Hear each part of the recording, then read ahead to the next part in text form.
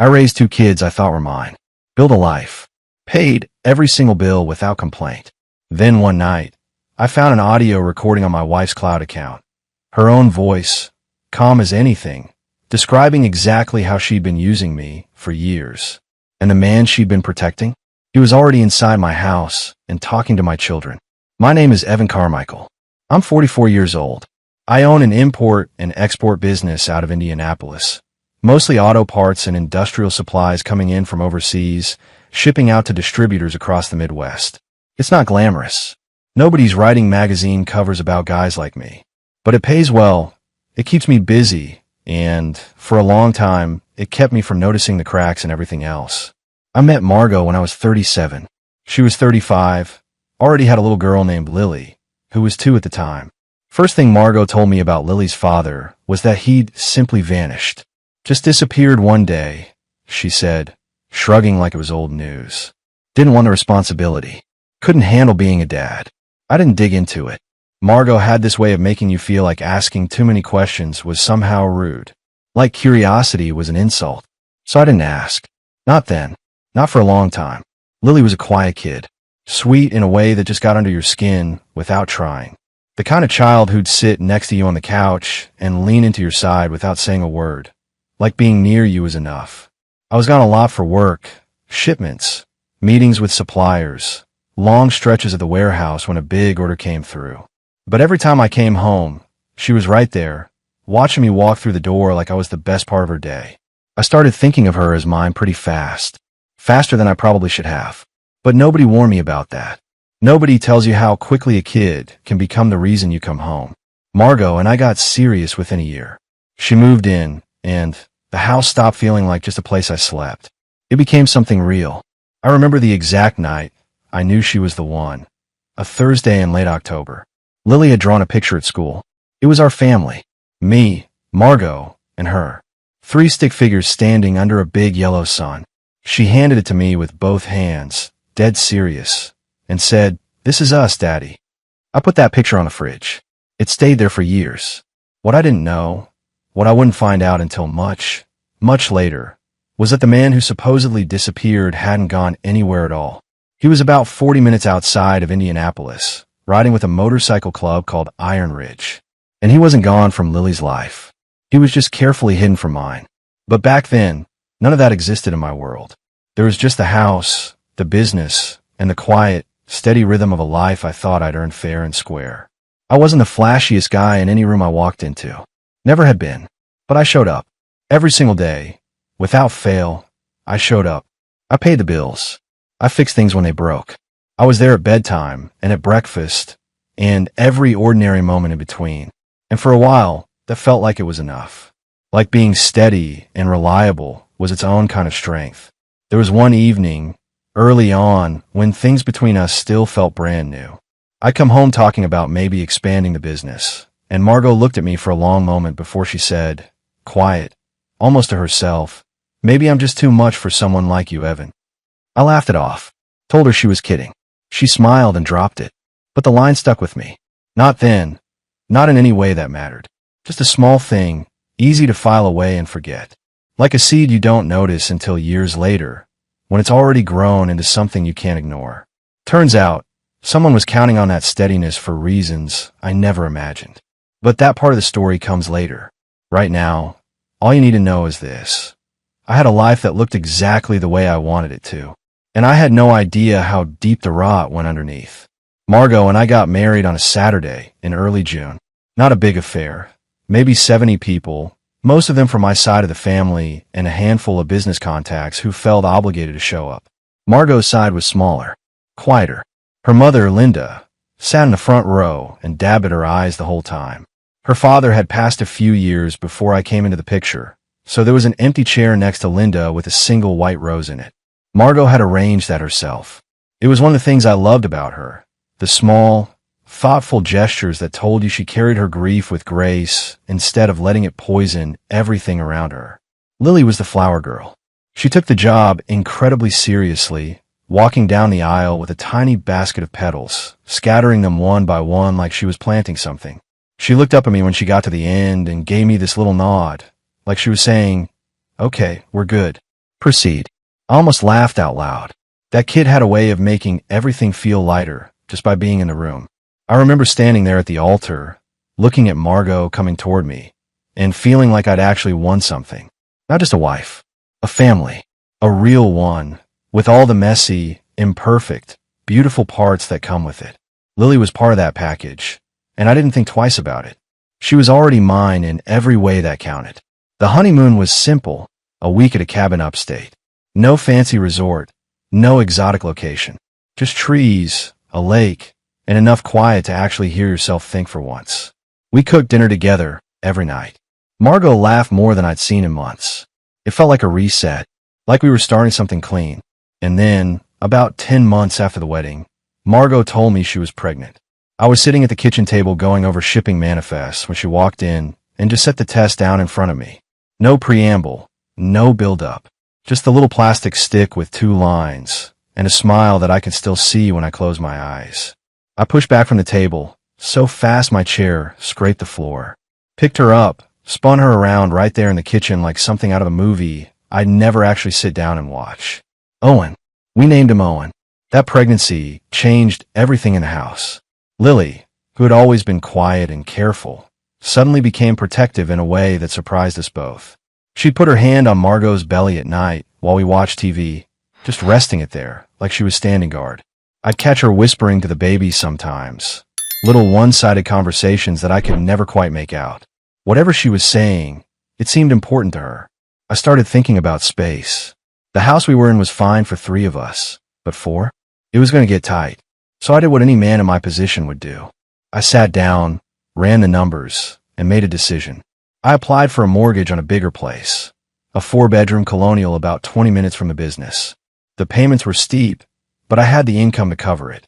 I signed the paperwork without hesitation. This was for my family. There wasn't a number on that page that could have stopped me. Owen was born on a Tuesday morning in March. 8 pounds, 2 ounces, a full head of dark hair, and a set of lungs that could fill a room. I was there for every second of it, held his hand in mine while Margot rested, and I just stared at him, this tiny person who was supposed to be half of me. Half of us. I felt something settle into place inside my chest. Something that had been restless for years finally went quiet. The birth certificate came back fast. Faster than I expected, honestly, but the nurse at the hospital handled most of it while Margot was still recovering. I signed where they told me to sign. Evan Carmichael, listed as father. I didn't think to question it. Why would I? He was my son. I'd watched him come into the world. There was nothing in that room that made me doubt a single thing. I took the certificate home, tucked it into the file with the rest of the important papers, and didn't look at it again for years. Some documents you just trust. They become part of the foundation, and you build everything on top of them without ever checking if the ground underneath is solid. I should have checked. I almost didn't go. The invitation came through email, one of those generic alumni blasts from the High School Alumni Association, the kind you usually delete without reading past the subject line. Class of 2002, 22-year reunion. Not exactly a milestone anyone plans a vacation around, but something made me click. Maybe it was curiosity. Maybe it was the fact that my life had gotten so quiet lately that even a bad idea sounded like a change of scenery. Margot and I had been going through a stretch. Not fighting exactly. More like drifting. She'd been spending more evenings out, book clubs, wine nights with friends, a yoga class that somehow always ran late. I didn't think much of it. We'd been married long enough that I figured it was just her needing her own space. Everyone needs that. So I let it go, the way I let most things go, quietly and without making a fuss. The reunion was held at a banquet hall on the east side of town. Generic place, nothing fancy, laminate floors, a cash bar, and a playlist that hadn't been updated since junior prom. I showed up alone. Margot had said she wasn't feeling well that evening, and honestly, I didn't push. I grabbed a beer, found a table near the back, and spent the first half hour nodding at people whose names I could barely remember. That's when I saw him. He was standing near the entrance, filling out a name tag with casual confidence, like he belonged there even though something about him felt slightly off.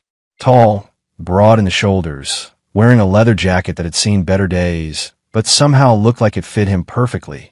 He scanned the room the way someone does when they're looking for a specific face, not just any familiar one. His eyes landed on me. And he smiled. Not a big smile. Just a small, knowing one. Like he'd found exactly what he was looking for. He walked over. Evan, right? Evan Carmichael. I nodded slowly. Yeah. Do I know you? Vince Alderman, he said, extending his hand. I graduated a year after you. We didn't overlap much, but I know who you are. Something about the way he said it made me pause. Not threatening. Just deliberate. Like the words had been chosen carefully. We talked for a while. Surface stuff at first. Old teachers, what the school looked like now, the usual. But Vince kept glancing toward the entrance, checking the door every few minutes, like he was waiting for someone specific to walk in. I didn't think anything of it. Some people are just restless. And then Margot walked in. She'd changed her mind, apparently. Decided to show up after all. She was wearing a dark blue dress I hadn't seen before, her hair down around her shoulders. She looked good. Better than good. She looked like a woman who had somewhere important to be and had dressed accordingly. She walked in with that easy confidence she always carried, that calm, unshakable poise that had drawn me in the first place. Her eyes moved across the room, scanning for me, and for a second everything looked normal. Just my wife, arriving late, looking for her husband. Then her gaze hit Vince, and she stopped. Not a stumble, not a pause, a full dead stop, like someone had pressed a button and frozen her mid-step. The color didn't drain from her face all at once. It left in stages, like a tide pulling back from shore. Her lips parted, just slightly, and her hand tightened around the small clutch she was holding until her knuckles went white. I watched all of it, every single second, and I didn't understand any of it. Not yet. Vince, for his part, didn't react the way I expected. He didn't smile at her, didn't wave. He just watched her with his calm, steady expression, like he was confirming something he already knew. I looked between the two of them. You guys know each other? Margot's eyes snapped to mine. She recovered fast, faster than anyone I've ever seen recover from something like that. The color came back. The posture straightened. The smile returned, like a mask she practiced putting on 1,000 times. No, she said, her voice perfectly even. I don't think so. But Vince just tilted his head and said, very quietly, we've met. The air in that room changed. I couldn't have explained it to anyone if they'd asked. But something shifted, right then, between the three of us. Something that had been buried for a long time was suddenly sitting right on the surface. And I was the only one in the room who didn't know what it was. The reunion stayed with me for days after. Not because of any grand confrontation. There wasn't one. Margot and I drove home mostly in silence, which wasn't unusual. I asked her once if she was okay, and she said fine, just tired. I let it drop. That was my pattern. That was how I operated. I didn't push. I didn't dig. I trusted that if something was wrong, she'd tell me when she was ready. But something had shifted. I couldn't put my finger on it exactly. It was more like a frequency had changed in the background noise of our life. Something I couldn't quite hear but could definitely feel. A vibration underneath everything, like a fault line that had been dormant for years and had just barely started to move. I threw myself back into work. That was always my move when things felt unsettled at home. Shipments don't care about your personal life, and suppliers don't wait for you to sort out your feelings. So I buried myself in logistics, in numbers, in the clean, predictable world of invoices and delivery schedules. It helped. For a while. It was a Friday evening, about a week after the reunion. I'd come home early for once, a rare thing. Margot was out, doing something she hadn't mentioned in detail. The kids were in the living room. Owen was on the floor with his trucks, making engine sounds under his breath, completely lost in his own world. Lily was on the couch, legs tucked underneath her, reading a book about dolphins. I sat down next to her and asked about her day. School stuff mostly. A project on the solar system. A girl in her class who'd brought in a real meteorite, or so she claimed. Normal kid stuff. I listened, half present, my mind still half on a shipment that was running 2 days behind. Then she looked up from her book, and her expression changed. Not dramatically, just a subtle shift, the way a cloud moves across the sun. She studied me for a second, like she was deciding whether to say something, and then she said it. Daddy, why does Derek say he's our real dad? The room went quiet. Owen kept playing, oblivious. But everything in me went completely still. I kept my face neutral. Took a breath. Slow and steady, the way you handle a situation when you know that one wrong move can shatter something you can't put back together. What do you mean, sweetheart? I asked, keeping my voice even. Lily shrugged, like this was the most casual thing in the world. Derek. He comes to see us sometimes when you're at work. He told me and Owen that he's our real daddy, and that you're just the one who takes care of us. The words landed like a physical weight in my chest. Not sharp, not explosive, just heavy, dense, the kind of thing that settles into you and doesn't move. When did he say that? I asked, still calm, still steady on the outside. A few times, she said. Mom told us not to talk about it. She said you get confused. I get confused. That was the phrase. Not upset, not hurt, not sad. Confused. Like the truth was something too complicated for me to process. And Margot had decided, all on her own, that I didn't need to be burdened with it. I looked at Lily, this girl I had raised, loved, signed papers for, built a life around, and I felt something move inside me that I hadn't felt in years. It wasn't anger. Not exactly. It was something quieter than that. Something colder. The kind of feeling that comes when you realize the ground you've been standing on was never as solid as you thought. I ruffled her hair gently and told her everything was fine. That grown-up stuff was complicated sometimes, and that I loved her no matter what anyone else said. She seemed satisfied with that. Went back to her dolphins. Owen looked up from his trucks and said, "Is Derek coming tomorrow?" I didn't answer right away.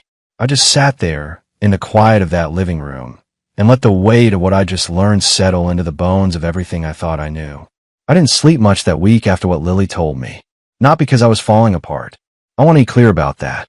I wasn't crying into my pillow or staring at the ceiling in some kind of emotional spiral. I was thinking, quietly, methodically, the way I think about a shipment that doesn't add up. Because that's exactly what this felt like, a manifest with missing line items. Numbers that should have been there, weren't. And I needed to find out why. Margot noticed, of course. She's perceptive that way. Asked me twice if something was bothering me. Both times I told her no, just busy with work. She didn't push. That was one of the things I'd always appreciated about her. She gave me room, gave me space to work through things on my own. It never occurred to me that her willingness to let things go might have been more strategic than it seemed. I started with the finances. That was my territory. Import, export is a business built on numbers. Margins, exchange rates, shipping costs, customs fees. I know how to read a ledger the way some men read a room. So I sat down at my desk one evening after the kids were asleep, pulled up our household accounts, and started going line by line. At first, nothing jumped out. Groceries, utilities, the mortgage, school supplies. Normal stuff. But I kept going. Deeper. Older records. And that's when I found them. Payments to a place called Ridge Services. Small amounts at first. $200 here, $350 there, scattered across different months. I didn't recognize the name. Didn't ring a single bell. So I looked it up. Ridge Services turned out to be a shell. Barely a web presence. No physical address I could find. No reviews. No nothing. Just a bare-bones website that looked like it had been thrown together in an afternoon. I pulled up the transaction history and started mapping it out on a legal pad, the old-fashioned way. Every payment, every date, every amount. The pattern was unmistakable once I laid it all out. 12 months of payments. Sometimes twice a month. Always between $200 and $600. Never the same amount twice. Like someone was deliberately varying the numbers to avoid triggering any automatic flags. Over the course of a year, it added up to just over $5,400. And that was just 1 year. I went back further. Found more. Different amounts, slightly different naming. Ridge Maintenance, RS Consulting. Same accounts underneath. Same routing numbers. I spent 3 nights doing nothing but tracking the money, cross-referencing dates, building a timeline on the legal pad that stretched across 2 full pages. By the time I was done, I had documented over $38,000 in payments spanning nearly 3 years. $38,000 flowing out of our joint accounts into companies that didn't exist, into a name I was starting to suspect had everything to do with Iron Ridge. The sick part wasn't the money. I could absorb the financial hit. The business was solid, and I'd built enough of a cushion to weather something like this without going under. The sick part was the precision of it, the care that had gone into hiding it. This wasn't sloppy. This wasn't impulsive. Someone had planned this, mapped it out, and executed it over years while I sat at the same kitchen table signing off on the same accounts without ever noticing a thing. I was about to close the laptop and try to get a couple hours of sleep when I remembered something. Margot and I share an iCloud account. One of those things couples set up early on and never think about again. Shared photos, shared calendars. I'd given her access to everything when we got married because that's what trust looked like to me. Simple, total, unquestioned. I logged in, opened the backup section, and there, buried under hundreds of saved files, was an audio recording dated 14 months ago. The file name was something generic, Voice Memo 0314. It meant nothing on its own. I put in my earbuds and pressed play. Margot's voice filled my ears, clear and calm, the way she sounded when she was relaxed, when she thought no one was listening. She was talking to someone. I couldn't hear the other person's responses, just her side of the conversation. He's never going to question it, she said. He doesn't look at the details. He trusts me completely. That's the whole point. A pause. Then, we just need to keep it steady. Not too much at once. Another 6 months, maybe 8, and we'll have enough to make the move. After that, it doesn't matter what he finds. My hands were steady on the laptop. My breathing was steady. But something inside me had gone very, very cold. The kind of cold that doesn't come from the air. It comes from understanding, all at once, that you've been played. Not once. Not by accident. But deliberately, carefully, over a long stretch of time, by someone who knew exactly how much you trusted her and used it as a weapon. I closed the laptop, sat in the dark kitchen for a long time. Then I picked up my phone and called Doug Kelly. Doug answered on the second ring, even though it was past 10 at night. That told me something about the kind of lawyer he was. I gave him the short version, just enough to get the conversation started, and he told me to come in first thing in the morning. Don't confront anyone, he said. Don't change your behavior. Don't let her know you're looking.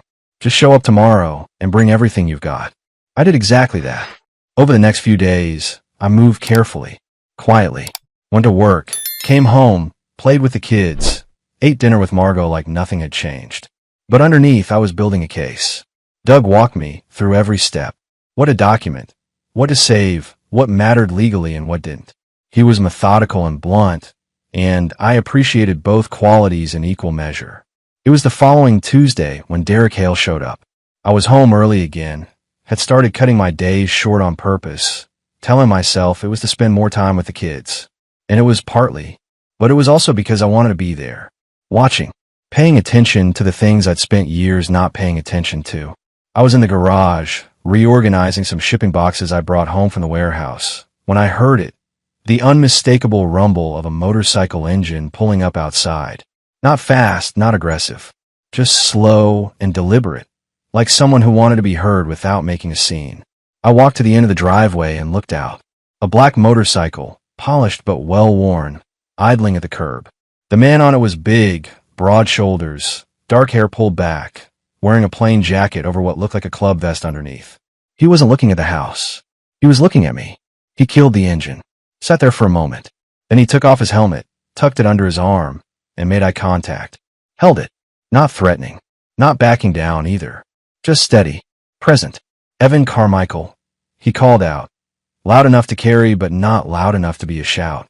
That's me, I said. I didn't move from where I was standing. Didn't change my posture. Just watch him the way you watch something you're not sure about yet. Name's Derek Hale, he said. He swung his leg off the bike and stood up to his full height. He was taller than I expected. I think we need to have a conversation. Man to man. I studied him for a long beat. Took in the jacket, the bike, the way he held himself, relaxed but grounded, like a man who was used to being the center of things. This was the man, the one Lily had talked about, the one who had been coming into my house while I was at work, sitting in my living room, talking to my children about how he was their real father. And here he was, at my door, asking for a conversation. About what? Exactly. I asked. Calm. Level. Not giving him a single inch. He tilted his head, almost smiled. About a few things that are about to change. I didn't invite him in. I didn't need to. I just stood there and let him talk, because I already knew more than he thought I did. And I was already 3 steps ahead of whatever he was about to say. We talked for maybe 15 minutes. Nothing explosive. Derek laid out his version of things in broad strokes. Said he cared about the kids. Said the situation had gotten complicated, Said he hoped we could handle it like adults. I listened, nodded in the right places, gave him nothing to work with. When he left, I went straight inside and wrote down everything he'd said, word for word, as close as I could remember. Texted Doug the notes before I even sat down. 3 days later, on a Friday afternoon, I was picking up Owen from school when I saw them. 7 motorcycles, rolling down the street in a loose formation, slow and easy, like they were just out for a ride. No logos visible, no banners, just leather and chrome, moving past the school at exactly the speed that said they wanted to be noticed. I memorized the plates, pulled out my phone, and recorded 30 seconds of video before they turned the corner. Then I drove home, put Owen in front of his cartoons, and called Doug again. Doug was the one who suggested the DNA tests. I was sitting across from him in his office on a Tuesday morning, going over everything we'd built so far. The financial records, the audio, Derek's visit, the footage of the motorcycles. Doug listened to all of it, made notes, asked the kind of sharp questions that told me he'd been doing this long enough to know exactly where the weak spots were. Then he leaned back, folded his hands, and said, "Evan, I need you to hear me on this next part." I waited. The money trail is strong. The recording is strong. But none of it touches the kids directly. If this goes to court, and it very likely will, the other side is going to argue that Derek has no legal standing, that he's a stranger, that you're the father of record for both children. He paused. But if we can establish biological paternity, if we can get DNA results on both Lily and Owen, then we control the entire narrative. We force Derek into the open, and we decide, on our terms, how that plays out. I didn't hesitate. Not for a second. "Do it," I said. Doug walked me through the process. Home DNA kits. Simple. Discreet. No hospital visit required. Cheek swabs for me, Lily, and Owen. I could do it myself, at home, without Margot knowing. The results would come back in 5 to 7 business days. Doug would handle the lab directly. Nobody else would see them until we were ready. I picked up the kits on a Thursday afternoon. Kept them in my truck until Friday evening, when Margot had taken Owen to his soccer practice and Lily was at a sleepover at a friend's house. An empty house. Complete privacy. I did my own swab first. Quick, easy, almost mechanical. Then I waited for Owen to get home. He came through the door in his soccer jersey, still buzzing from the game, mouth full of questions about whether he could have a snack. I sat him down at the kitchen table, told him I needed to do a little science project with him. Something for a school assignment I was helping with. He thought it was cool. Opened his mouth wide without any fuss. I did the swab in about 3 seconds. He barely noticed. Lily's was trickier. I had to pick her up from the sleepover the next morning and find a reason to do it in the car on the way home. Told her the same story. A project. Something fun. She was skeptical, the way 9-year-olds are skeptical of anything that sounds too easy. But she cooperated. 2 minutes later, I had what I needed. I dropped the samples off with Doug that same afternoon. The next 5 days were some of the longest of my life. Not because I didn't already know, somewhere deep down, what the results were going to say. I did. Everything. Lily's words, Vince's presence at the reunion, Margot's reaction when she saw him, the money, the recording, all of it pointed in one direction. But knowing something in your gut and seeing it confirmed on a piece of paper are two entirely different things. One you can push down, the other you can't. I kept my routine locked tight. Work, home, kids, dinner, bed. Margot and I talked about normal things, school schedules, a leak in the upstairs bathroom, whether Owen needed new cleats. I watched her across the dinner table every night and try to read her face, try to find the seams where the performance ended and the real person began. But Margot was good at this. She'd been good at it for years. The call from Doug came on a Wednesday morning while I was at the warehouse. "I've got the results," he said. No preamble, no softening, just the fact. "Come in when you can." I drove straight there. Doug handed me the paperwork across his desk without ceremony. 2 reports, 2 sets of results. I read them slowly, even though I already knew what they said. Lily, not a biological match to Evan Carmichael. Owen, not a biological match to Evan Carmichael. Both children shared paternal DNA consistent with a single, unknown male. There it was, in black and white. The foundation of my family, crumbled down to data on a page. Doug gave me a minute. Then he said, "Now here's where it gets interesting." He pulled out a folder, a case file, thick with highlighted pages. A custody precedent from a federal court in Ohio, decided 3 years ago. A man named Gerald Whitmore had sued for parental rights over 2 children he claimed were biologically his. The mother had been married to another man for the duration of the children's lives. The other man had raised them, provided for them, been legally named as the father on all documents. The court ruled entirely in favor of the man who raised them. Doug tapped the folder with one finger. The biological father, Whitmore, argued that genetics should override everything else. The court disagreed. They said that parental rights aren't just about biology. They're about presence, investment, and legal standing. Whitmore had none of those things. He'd been absent from the children's lives entirely. The court stripped him of any claim. I looked at Doug. Derek hasn't been entirely absent. No, Doug said, but he's never been legally recognized. Never paid a dime toward their upkeep. Never filed a single document claiming paternity. And you adopted Lily. You're on Owen's birth certificate. You've been the one raising them, providing for them, showing up every single day. He held my gaze. We use that. We use all of it. I sat with that for a long moment. Then I nodded. What's our next move? Doug smiled. The first time I'd seen him do it. We wait for him to make his. He didn't have to wait long. It happened on a Monday morning. I was already at the warehouse, halfway through a supply check, when my phone rang. Unknown number. I almost let it go to voicemail, but something made me answer. Mr. Carmichael? This is Patricia Hayden, the front office coordinator at Lily and Owen School. My stomach dropped before she even finished the sentence. Not because of her tone. It was calm, professional, but because of the simple fact that the school never called unless something was wrong. We have a situation here this morning, she said. Your wife came in about 20 minutes ago to check out both children. She said they had a medical appointment, and she had paperwork with her. But when we looked at the emergency contact forms on file, both children are listed with dual parent consent required for early pickup. We couldn't release them without your authorization. I was already moving, already grabbing my keys off the desk, already heading for the door. Do not let her leave with those kids, I said. My voice came out harder than I intended, but I didn't soften it. I'm on my way. 10 minutes. I drove fast but steady.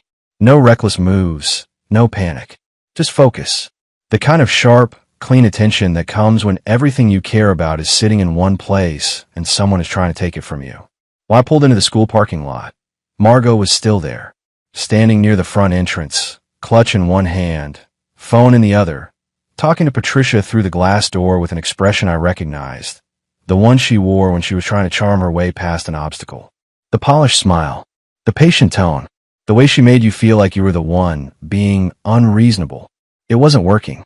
Patricia stood firm on the other side of the door, hands folded, apologetic but immovable. I walked up and stopped a few feet from Margot. She turned, and for the first time since all of this started, I watched her mask slip, just for a second, just long enough for me to see what was underneath. Not anger, not defiance, fear. Evan, she said, recovering fast. I know what you were doing, I said. Quiet, level. The way you talk when you don't need to raise your voice to make your point land. And it's not going to work. She opened her mouth to respond, but I cut her off. Not rudely, just cleanly. Patricia, I said, turning to the woman at the door. Can you let the kids come out? I'll take it from here. The door opened. Lily walked out first, backpack bouncing, and stopped when she saw both of us standing there. She looked between us, reading the room the way kids do, instinctively, when they sense something is wrong but can't name it. Owen was right behind her, quieter, watching Margot with an expression that was hard to read. I knelt down so I was at their level, smiled at them, not forced, real, because seeing them was the thing that mattered most. Everything else, Margot, the lawyers, the fight ahead, all of it was just the machinery of getting to this moment. This one, right here. Hey guys, I said, how about we get some breakfast? Just the 3 of us. Owen looked at me, then at Margot, then back at me. And then he said something that I will carry with me for the rest of my life. Daddy, are you going to keep us safe? I put my hand on his shoulder, held it there, firm and steady. Always, I said, no matter what. Margot didn't say another word. She turned, walked to her car, and drove away. I watched her go, then stood up, took Owen's hand in mine, and walked my kids toward the truck. Lily leaned against my side as we walked, and for a moment, just a moment, everything else disappeared. There was just the parking lot, the morning sun, and the weight of two small hands in mine. I got them buckled in, pulled out of the lot, and called Doug before I hit the main road. The hearing was set for a Thursday in late October. Doug spent the 2 weeks leading up to it, making sure every piece of evidence was airtight. The financial records, organized chronologically on a single binder. The audio recording, backed up on 3 separate devices. The DNA results, certified and signed by the lab. The footage of Iron Ridge rolling past the school. Derek's visit to the house, documented in my own handwritten notes, time-stamped and witnessed by Doug himself after the fact. And the priors, the Whitmore precedent from Ohio, which Doug had flagged, highlighted, and prepared a written summary of for the judge. The night before the hearing, Vince Alderman called me. I almost didn't answer. We'd spoken only twice since the reunion. Once when he first made contact, and once when he handed me a manila envelope outside a gas station on the south side of town. That envelope contained everything. Internal club records, financial logs showing how Iron Ridge funneled money through shell companies, and, most damning, a handwritten note, in Derek's own hand, laying out the arrangement with Margot. The timeline, the expectations, the plan. That note was the piece that changed the entire case. Tomorrow's the day, Vince said. His voice was calm, measured. The voice of a man who had made peace with what he was doing. I just wanted you to know, I'm not going to disappear on you. If the court needs me to testify, I'll be there. I thanked him, meant it. Then I hung up and tried to get a few hours of sleep, which didn't come. The courtroom was smaller than I expected. No grand marble columns or towering ceilings. Just a plain room with wooden benches, fluorescent lighting, and a judge's bench that looked like it had seen better days. Judge Carol Whitfield presided, a woman in her early 60s with sharp eyes and a reputation, according to Doug, for not tolerating games. Margot was already seated when I walked in, flanked by her attorney, a younger man named Paul Driscoll who looked like he hadn't slept much either. She glanced at me when I entered, but her expression gave nothing away. The mask was still on, firmly in place. Derek's side of the bench was notably empty. He had filed a last-minute motion claiming parental rights over both children, but his attorney, a single practitioner Doug described as adequate at best, sat alone, flipping through papers with the kind of urgency that suggested he hadn't seen most of them until that morning. Doug wasted no time. He laid out the case methodically, piece by piece, the way you disassemble something to show exactly how it was built. First, the finances, $38,000 routed through shell companies tied to Iron Ridge over 3 years. Then the recording, Margot's own voice, calm and deliberate, describing the plan to use Evan's trust and Evan's money as a runway for an exit. Then the DNA results, 2 children, neither biologically linked to the man who had raised them, loved them, and signed every document that said he was their father. And then the note, Derek's handwriting, the arrangement laid out in plain, unambiguous terms. The timeline they had agreed on, the roles they had each agreed to play. Driscoll objected twice. Both times, Judge Whitfield overruled him without much discussion. She read the note herself, slowly, holding it close to her face like she wanted to make sure she wasn't missing a single word. When she set it down, her expression hadn't changed, but something in the room shifted. The kind of shift you feel more than see.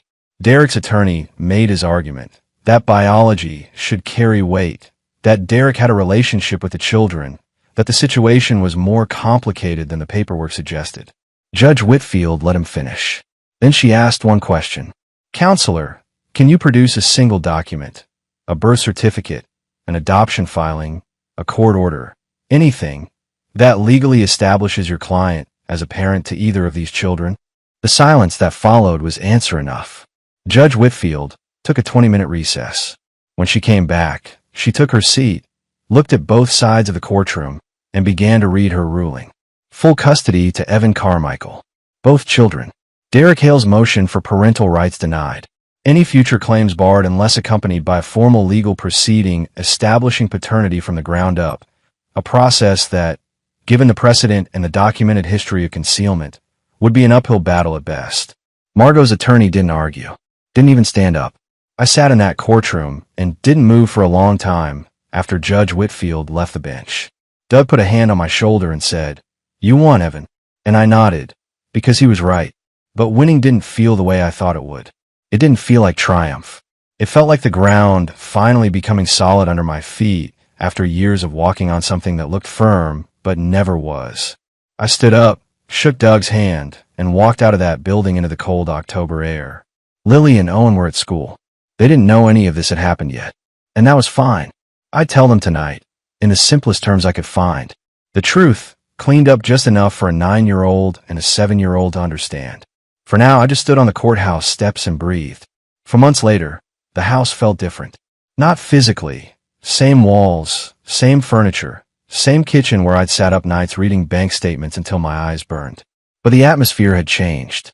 The weight that had been pressing down on everything for years had lifted. So gradually, I almost didn't notice until one morning I woke up and realized I hadn't had a single dream about any of it in weeks. Margot and I finalized the divorce in January. It was quiet, no fireworks, no courtroom drama. She signed what she needed to sign, took what she was entitled to take, and moved out. Last I heard, she was renting a small apartment on the north side of town. We don't talk, not out of bitterness, out of clarity. There's nothing left to say that hasn't already been said, and neither of us has any interest in reopening what's closed. Derek Hale disappeared back into Iron Ridge. He hasn't made contact since the hearing. Doug told me he could still try to pursue things through the proper legal channels if he wanted. But the precedent and the documented history of concealment make that a losing fight, and everyone involved knows it. Vince Alderman left the club 3 weeks after the hearing. Sent me a text one evening that just said, "Done with that life. Good luck with yours." I haven't heard from him since. I kept the house, kept the business, kept the routine that had carried me through all of it. The shipments, the invoices, the steady rhythm of work that had been my anchor for as long as I could remember. But I loosened my grip on it. Started leaving the warehouse earlier. Started being home more. Not because I had to be, but because I wanted to be. Because the kids were there, and that was where I belonged. It was a Sunday afternoon in February. One of those rare winter days in Indianapolis when the sun actually shows up and the air doesn't bite. I'd made lunch, sandwiches, nothing fancy, and we were eating at the kitchen table, all 3 of us. Owen was telling me about a book he was reading for school. Something about sharks. He'd been on a shark kick for 2 weeks and showed no signs of slowing down. Lily was quieter, the way she usually was, picking at the crust of her sandwich, half listening to Owen, half somewhere else in her own head. She did that sometimes, drifted into her own world, and stayed there for a while. I'd learned not to pull her out of it. She always came back on her own. And she did. Right in the middle of Owen's shark monologue, Lily looked up at me, studied my face for a moment, like she was checking something. Then she said, "Daddy, you knew. About Derek. You knew the whole time, didn't you?" I set down my sandwich, looked at her straight on, the way I always did when she asked me something real. "Yeah," I said. "I did. For a while. And you stayed anyway," she said. Not a question. "Yeah," I said again. "I stayed." She nodded. Like that confirmed something she'd already decided was true. Then she went back to her sandwich, and Owen went back to his sharks, and the afternoon kept moving the way afternoons do. Quiet, ordinary, unremarkable. But I sat there at that table, in the middle of all of it, and felt something settle in a place inside me that had been out of alignment for a very long time. Not happiness, exactly, though that was part of it. Something deeper than happiness. Something closer to standing on solid ground for the first time in years, and knowing, really knowing, that it wasn't going anywhere. Owen looked up from his plate and said, "Dad, did you know sharks can smell a single drop of blood from a mile away?" "Is that right?" I said, "Yeah, it's insane." I laughed. A real one.